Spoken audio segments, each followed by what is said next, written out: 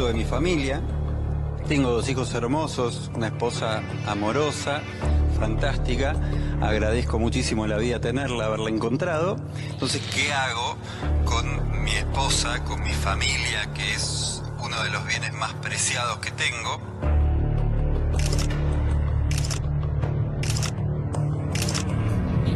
Una madre que en un aparente brote psicótico, tengo entendido, mata a su marido que estaba durmiendo y después a sus 2 hijos a puñaladas, y después se mata a ella clavándose un cuchillo en el corazón. La verdad que es una tragedia de grandes dimensiones. Con ese peligro no corro el riesgo, no arriesgo nada que no quiera perder, no quiero perder mi familia, por ende no la arriesgo. La empleada ingresa al departamento a las 13:30 del mediodía, aparentemente, y se encuentra con las personas que estaban sin vida en el domicilio. Hablaron de, bueno, los 2 chicos, un señor alto, calvo, y yo dije, wow, puede ser. Cuando después empezaron a decir que era de la comunidad judía, yo dije, son ellos. Son ellos.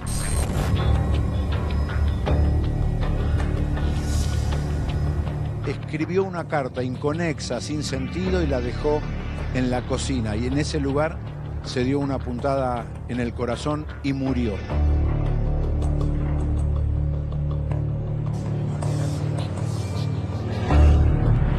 Yo los veía siempre en las historias de Instagram y eran viajes familiares y cosas como una familia normal.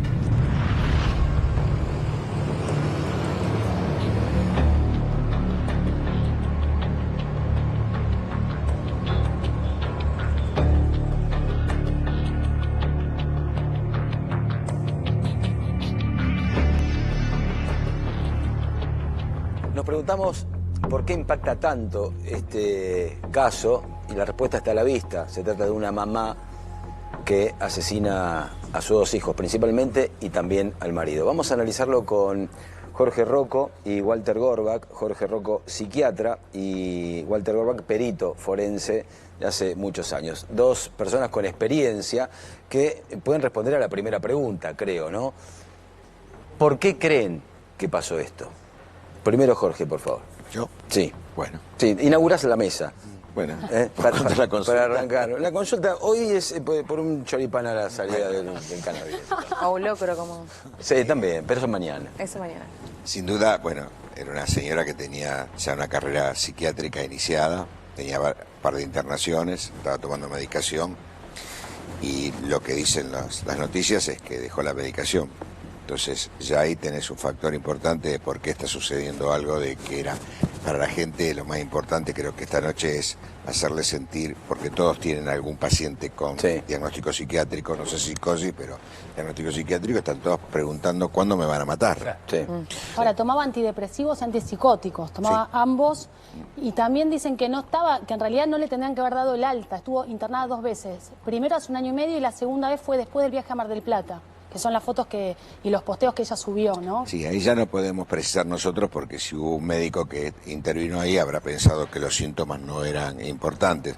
Acá lo importante es saber cómo el contexto familiar, y esto tiene que ver con las ideologías de los médicos. Es decir, si vos no trabajas con la ideología de sistemas, es decir, que todos tienen que ver con todos, por supuesto que el que padece es el que más sufre, pero los que están al lado también.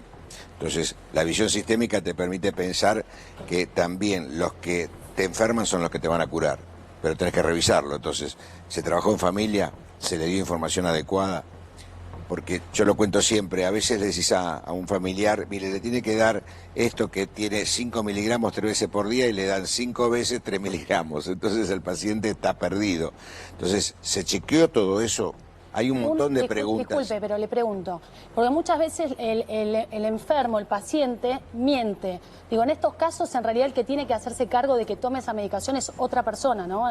No el mismo paciente. Por eso te decía, ¿cómo lees el contexto? ¿Qué contexto tenía? Porque vos le podés dar un alta al paciente, pero vos sabés, de acuerdo a cómo sale y el diagnóstico que tenga, que a lo mejor él no puede autovalerse para medicarse. Entonces, ¿qué lectura se hizo de todo eso?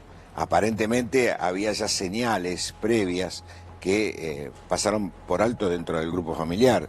Porque también lo que va pasando es que hay como un acostumbramiento a decir, y bueno, está mejor, o, viste, delira un poquitito, pero no Hacía tanto. una semana que no se levantaba de la cama. Claro. Bueno, pero por eso te digo, ante un paciente que tiene una carrera psiquiátrica, a veces algunos síntomas son tomados como los habituales, no como una cosa que rompe el equilibrio que había. Entonces, ellos ya estarían habituados a ciertas conductas de ellas.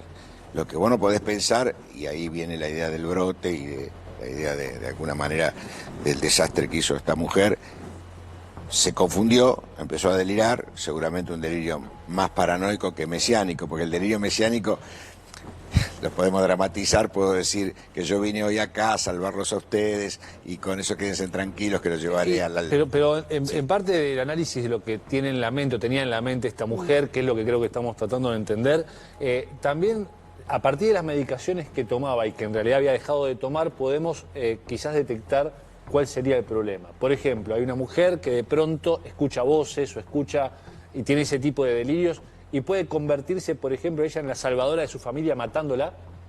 Por eso, ahora iba la segunda explicación. Esto era lo místico. Si fuese paranoide, yo empezaría a decir, todos los que tienen trajes oscuros acá están oscuros porque ya me quieren matar. Y yo me di cuenta que me quieren matar. Entonces, te imaginas algo de defensa de esa estructura paranoide. Si era más mesiánico es distinto. Claro. Es decir, porque tiene otra característica. Digo porque eso va determinando también el pronóstico. Sí, pero esto también, por lo que hablamos, se cuenta y la gente empieza a preocuparse y empieza a pronosticar a ver si algún familiar o algún amigo puede terminar justamente en esto. No necesariamente este tipo de situaciones llevan al asesinato de 2 hijos y un marido. No, si no, imagínate, básicamente, ¿no? El problema de salud mental que hay en la Argentina y en el mundo. Imagínate si todos los casos fuesen así. Bueno, yo le preguntaba hoy al perito si había visto algún caso parecido a este o igual a este. Vos hace 28 años que llevás esta carrera adelante. ¿Has visto algo parecido o igual, madre que mata a los hijos y al marido? Bueno, igual, no hay 2 hechos en la criminalidad que sean totalmente idénticos, cada uno tiene su matiz, tiene su tinte específico. Sí, lo que estamos viendo nosotros desde el lado nuestro, de la criminalística, de la criminalidad en sí, post pandemia se están acentuando muchísimos hechos que quizás antes estaban relativamente más, si se quiere, atenuados. Llegó la factura, digamos. Y hay situaciones, hay condimentos, no necesariamente, digo, con patologías propias, psíquicas, sino estamos viendo también una virulencia, que ustedes lo ven en los medios constantemente, todos los días lo informan, en donde ya hay un clima de por sí interno en las personas que cualquier detonante, cualquier disparador que pudo haber tenido esta señora, más allá de su patología psíquica o psiquiátrica, sí se está acentuando y se está viendo esto con mayor frecuencia. Quizás dentro de las estadísticas criminales, hay que decirlo, y también para un poco relativamente llevar tranquilidad a la población, las estadísticas son muy bajas, muy menores en estas clases de hechos intrafamiliares con algún tipo de patología o desequilibrio en algún integrante de la familia. Es decir, estadísticamente estamos hablando de números muy bajos, muy bajos. Claro. Pero bueno, no deja de ser esto un llamado de atención para instrumentar, desde los dispositivos de salud, desde los médicos tratantes, desde los contextos familiares, ver a veces la gravedad del asunto y no minimizar. Y no, hay que no habría que mejorar también el sistema de lo que tiene que ver con la salud mental, porque también yo hablaba con mucha gente que te dice, bueno, yo necesito ir a un psiquiatra, pero también el turno te lo dan de acá a 2 meses, después para seguirte a lo mejor no puedo, tengo que la medicación o cortarla o pagármela particular porque no me la cubren. Entonces también hay un problema y me parece que hay como que hay que darle más importancia al tema de la salud mental, ¿no? Y cambiar la ley o mejorarla. Bueno, ahí hay un circuito que lógicamente tiene que ser relativamente mejorable, porque bueno, vos bien lo estás mencionando, es decir, son pacientes o circunstancias que en realidad las demoras o la interrupción de los tratamientos son, digamos, con consecuencias graves. Jorge, te pregunto, a un médico, a un psiquiatra, seres humanos, ¿se le puede escapar la tortuga en un caso como estos? Sí, por supuesto. ¿Puede no ver que un paciente puede terminar en este tipo de situaciones? No digo solamente asesinando a la familia, pero quizá alguien en la calle, mientras va en un taxi al taxista, en el colectivo al que está sentado al lado. ¿Se le puede escapar y por eso es responsable o no? No. Hay dos diferencias, es decir, una cosa es que se le pueda escapar y otra cosa es que yo sea responsable. Y tiene que ver mucho con lo que decía la colega acá respecto del modelo de salud mental que tenemos. Vos imaginate que si ese episodio de emoción violenta que vos describís que sucede en la calle, vos quisieras internarlo porque sabés, vas con él en el taxi, se violentó, le quiere pegar al taxi, lo quiere matar y lo llevas a una clínica psiquiátrica, avísame qué día lo podés internar. Claro. ¿Por qué? Porque ¿qué es lo que tiene mal la ley?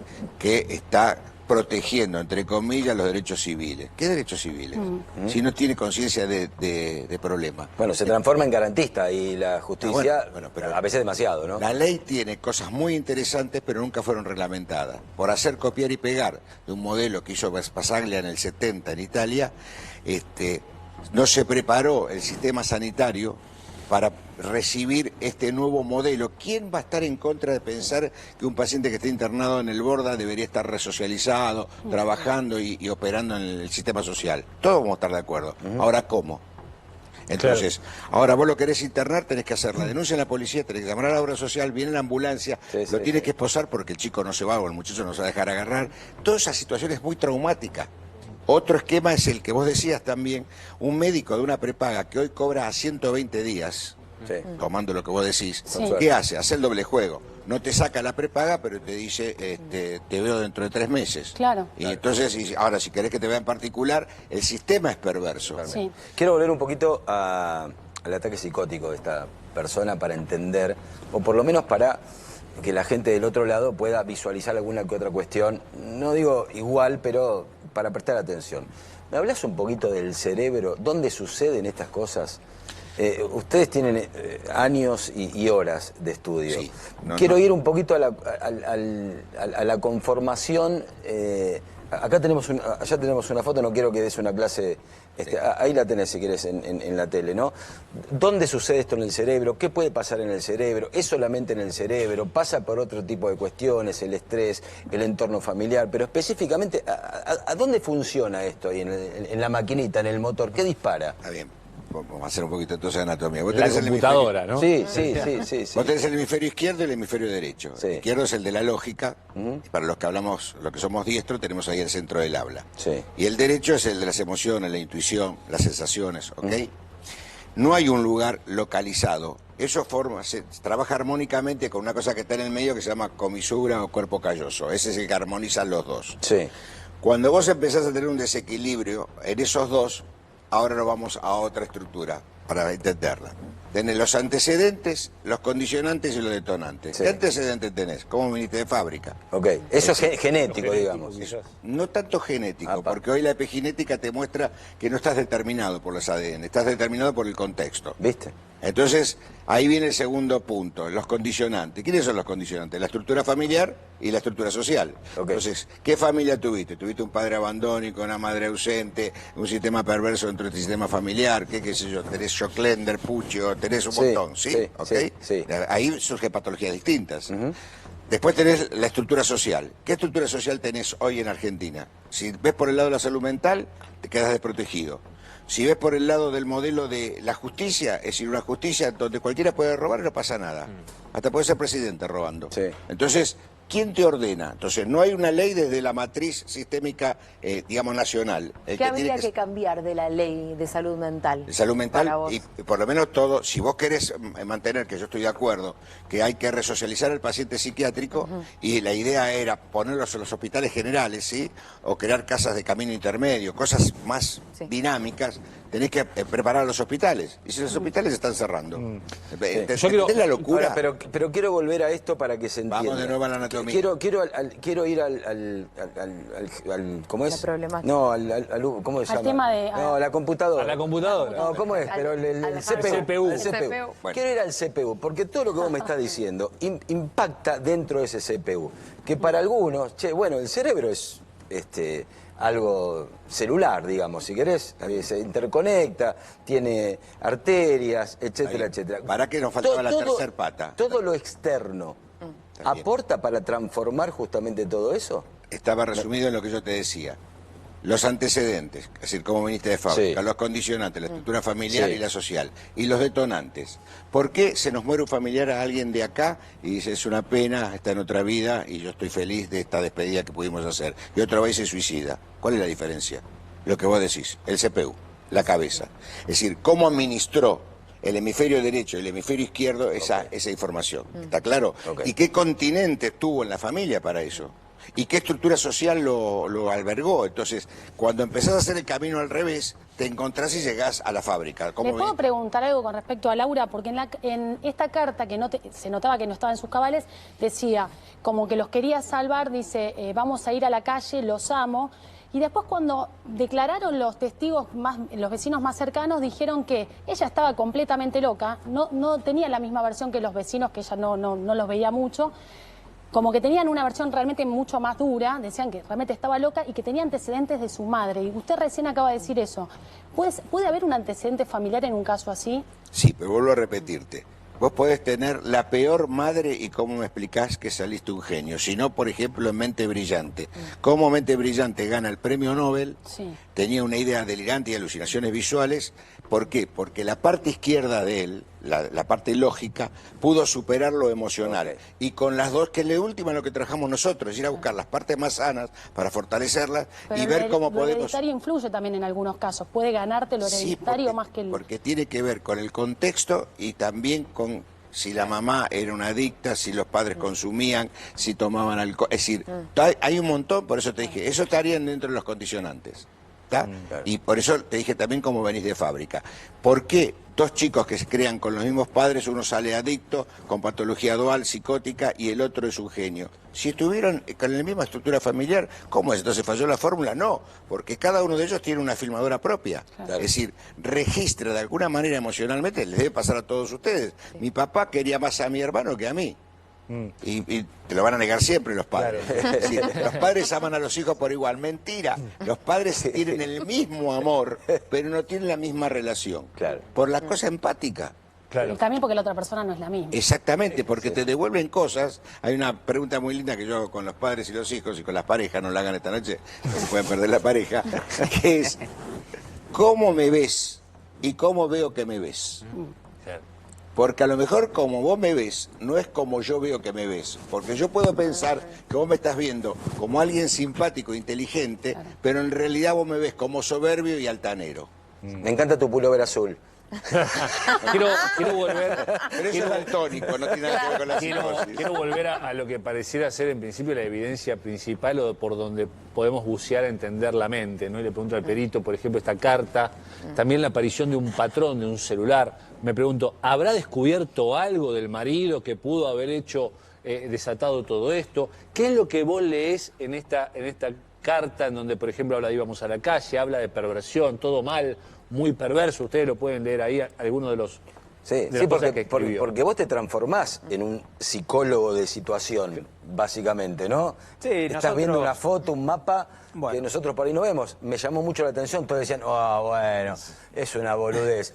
La L del teléfono. Yo no me había dado cuenta. Después todos dijeron, Es el bueno, patrón. sí, lo dejó entre comillas, pero no cualquiera se da cuenta de que eso era para desbloquear el teléfono. Y fíjate vos qué inteligente del otro lado, alguien en ese estado que deja esa señal para que desbloqueen el teléfono, ¿correcto? ¿Qué es lo que has visto? Sí. Bueno, a ver, nosotros sin interferir ni en la psicología ni en la psiquiatría, porque no es nuestra injerencia, sí desde la criminalística trabajamos con toda la evidencia científica y tratamos de hacer una lectura del escenario, si se quiere, un poco más, más técnica de lo que usualmente uno ve.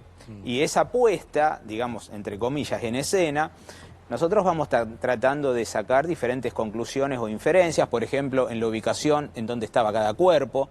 No es lo mismo estar es decir, los 4 cuerpos en una misma habitación, que estar cómo se los ha encontrado. ¿Qué viste vos ahí? La foto principal, ¿qué te indicó? ¿O te costó mucho llegar a saber que había sido la mamá? No, a ver, acá lo que primero se hizo es un descarte de las vías de ingreso y egreso, si es que había algún tipo de evidencia nada, de algún tercero haber accedido al lugar. Eso quedó totalmente descartado, pero de plano desde el inicio. El departamento tenía puertas blindadas, estaban todas totalmente aseguradas, no había ningún elemento que haga inferir el ingreso de un tercero, salvo por la señora que ejecutaba tareas de mantenimiento, de limpieza doméstica, que ella sí tenía una llave propia. Ahí estamos viendo el plano en pantalla. Y fue la que da el primer alerta a la vecina. Fuera de esto, a nosotros esa secuencia rápidamente nos empieza a dar, digamos, la suposición que hay que empezar a buscar un orden de muertes. Es decir, si bien temporalmente, tanto por el dato de autopsia y demás, han arrojado una data aproximada de las 6 de la mañana, algo más, algo menos, ¿sí? La hora, la data de muerte o el intervalo post-mortem, como decimos nosotros, claramente empezamos ya a empezar a ver la lesionología, las lesiones que tenía cada uno de los cuerpos. El cuerpo del esposo de Adrián, que tenía 3 lesiones cortantes, el cuerpo estaba totalmente, es decir, sobre la cama, sin ningún rasgo ni evidencia de defensa. Estaba dormido. Totalmente dormido. Igual se está esperando, Pablo, el estudio toxicológico. Tomar, ¿no? Si no lo pudo haber exactamente, por si había algún sedante. Porque en principio o algo. el orden de las muertes estaría en tercer lugar el marido. Exactamente. No. En ¿O esto es en primer lugar? A nosotros nos da el primer lugar. El primer lugar. El marido. A mí me hacía ruido que sean los chicos primero. Pero si hubiera existido eso que indicas, quizás no haya sido un brote. O sí, o los brotes pueden ser premeditados. Más largos. A ver. Pregunto de la ignorancia. Primero, hagamos una diferencia. Un brote no quiere decir que vas a hacer una enfermedad psicótica. Es un brote, es un episodio. Yo tengo que ver la repetición. Vuelvo a repetir. Claro. Ella venía con una carrera psiquiátrica. Entonces, ya no estás pensando en un episodio, sino ya estás pensando que es una personalidad que tiene esa conducta y que tiene una estructura delirante que para mí, por lo que se puede deducir, para mí era de una estructura más paranoide, más persecutoria. Es decir, por eso creo que hace lo que hace. Además, de alguna manera, con una pérdida total de conciencia de realidad. Porque, ¿cómo hace una madre? Porque a veces con la cabeza de nosotros entendemos cómo una madre va a hacer eso. No, porque le buscamos lógica a lo que no lo tiene. Porque ¿no? además esa no es una madre. Esa es una persona que tiene una interpretación de la realidad y no está tampoco sabiendo que está matando a un hijo. Pero a mí también lo que me llama la atención es, más allá del asesinato, es la forma en la que ella se quita la vida, ¿no? Me lleva al harakiri de a los japoneses, ¿no? Digo, ¿cómo el reflejo no hace que vos no puedas justamente matarte? Porque un tiro es una cosa, ahorcarte es otra cosa, es la decisión de un segundo. Freno que no está. Tirarte al vacío es otra cosa. Pero acá el reflejo no estuvo.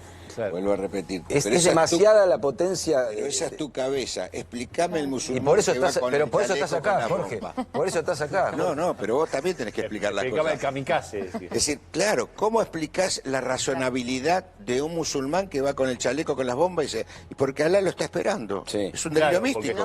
Hay una manipulación previa que te pero yo voy al reflejo. Al reflejo que lo comparo con el harakiri. Porque de última el musulmán aprieta un botón y vuela por el aire. Acá hay una idea de que hay algo, por lo menos en el texto, que es lo que podemos leer y quizás analizar más. Pero, Pablito, no entendés mi pregunta de lo que yo no entiendo.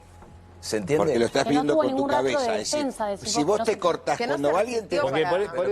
Escúcheme, porque no me entienden, chicos. A ver. Yo comprendo, entiendo, dimensiono de alguna manera que ese segundo es una decisión. Como tirarte al vacío. No puedes volver atrás, ¿se entiende? Pegarte un tiro, no puedes volver atrás. Tomar un vaso con pastillas, no puedes volver atrás, envenenarte es un trago. Esto, el clavarte un cuchillo, hasta te saca el acto reflejo de, ay, me duele, ¿sí? Por tu cabeza. Para mi cabeza. Para la de ella no. Pero disociame esa explicación de ese segundo. ¿Cómo explicás los chicos que se cortan? Las venas, sí. No que se cortan, que se van con la gilet, con el alicate. La explicación es que es un tapador de otro dolor. Transportan el dolor emocional en el dolor físico, porque el dolor físico le tira dopamina y eso los calma. Es decir, es preferible ese dolor al dolor emocional. Entonces, esa es la explicación. Por fin alguien que me lo explica, ¿ves? Bueno, pero no me pagaste, entonces volvemos a lo de siempre. Me estira la consulta. No, pero vuelvo, uno vive en angustia y lo demás, pero... Bueno, pero ahí está la aplicación. El dolor emocional es más fuerte, o ese dolor calma el dolor emocional. Claro, por eso vuelvo al texto, que era lo que quería decir, que es, en el texto parece ser como que ella salva a los demás de ir a la calle, por ejemplo. Íbamos a ir a la calle. Todo esto es muy perverso, todo mal, es muy perverso, todo... Hay algo ahí que quiso taparse claramente en su mente, ¿no? Porque quizás no iba ni a ninguna calle, digamos, ¿no? Porque el delirio es interpretativo. Claro. Al ser interpretativo, desde un lugar loco, no coincide con la lógica habitual, ¿me seguís? Es decir, vos seguís, sin darte cuenta, cuando vos vas razonando vas haciendo una serie de silogismos, ¿no? Es decir, vas haciendo como una ecuación que te lleva a un determinado resultado. El de ella tiene una cosa totalmente anárquica y desordenada. ¿Qué es lo que viste vos como perito? ¿Hubo un momento de furia? ¿Y se sabe cuánto duró más o menos? El lapso de tiempo nosotros entendemos de que no es muy largo, es decir, ese lapso desde la primera muerte al esposo, una muerte silenciosa. Esto del cuchillo también hay que hablar bastante. Por el cuchillo, sí, dos. Es un arma blanca y justamente entre todas las terminologías se dice blanca. ¿Por qué? Porque tiene que ver con el silencio. Es decir, es un elemento que se utiliza, vamos a hablar de la delincuencia en general, sigiloso, en silencio, no es perceptible por terceros. Por eso, si acaso se hubiese usado un arma de fuego, se hubiese alertado ya a los chicos y el primer disparo la señora se lo ejecutaba al esposo. Y ya el Pero vecindario. también es más difícil de hacer el daño, ¿no? Porque también los chicos en un momento se resistieron. Ahí los está. dos. Los dos chicos se resistieron, uno de ellos tuvo 10 lesiones por armas blancas y otro 12. Y no hubo un freno, y ahí voy, y yo no quiero interferir en las cuestiones que hace obviamente, la psicología y la psiquiatría. ¿Por qué? Porque estaba ejecutando esas lesiones y no paró. Y siguió hasta la muerte. O sea, no podía tener contacto con la realidad, tampoco en ninguna de esas puñaladas. Totalmente. Entonces ahí, digamos, eso es otro parámetro. Y ella... para finalizar el acto. ¿Qué cuchillos fueron? ¿Qué cuchillos eran? Son dos cuchillos domiciliarios ¿Tipo Tramontina, ponele? Uno sí y otro más. Uno un poquito más importante. Ahora, pero si se comprueba que ella utensilio doméstico. si se comprueba que ella le dio algo al marido para dormirlo, eso también habla de otro, digamos, que tuvo una premeditación. Claro, que lo planeó, ¿no? Que Si no fuese. fue algo que en el momento... Podría ser una variable o que también el propio esposo esté tomando alguna medicación o lo que sea por una cuestión propia para dormir o algún analgésico o alguna otra cuestión, si es que esa es la variable, pero... No había signos, lo importante, mira, fíjate acá en la pantalla lo tenemos, no había ningún tipo de signos defensivos, es decir, estaba dormido, no pudo ni siquiera reaccionar frente a las puñaladas. Los que sí reaccionaron fueron los hijos, decíamos recién, una puñalada tras otra, 10 y 12, Pablito, y la mujer no se pudo detener. Te pregunto, ¿ya están los resultados de las autopsias exactos? Bueno, faltan los patológicos, que son los que habitualmente demoran más tiempo y que tienen que ver con la sustancia que puede haber ingerido a cada una de las personas o que le pudo haber dado esa madre. Estamos hablando en terreno de potencial, incluso en el momento de la cena, para dormirlos, para calmarlos, ¿Y ella, si fuese premeditado. Perdón, ¿y ella también podría haber estado bajo los efectos de algún estupefaciente? Y de todas maneras, pasó de largo la medicación. Ponele que haya tomado algo, no alcanzó, volviendo a lo que preguntabas vos. ¿Estaba bien medicada? ¿Estaba en la dosis adecuada? ¿La había tomado como correspondía? ¿Por qué? Porque también vos podés darle a un paciente, lo vas siguiendo, está bien el paciente, y de pronto empieza una percepción y una situación que lo detona y las medicaciones van quedando atrás. Es decir, por la dosis. Entonces, esto es muy relativo. Si esto se mezcla con alcohol, marihuana, cocaína... Sí, lo que pasa es que el desequilibrio ya está. El desequilibrio ya está.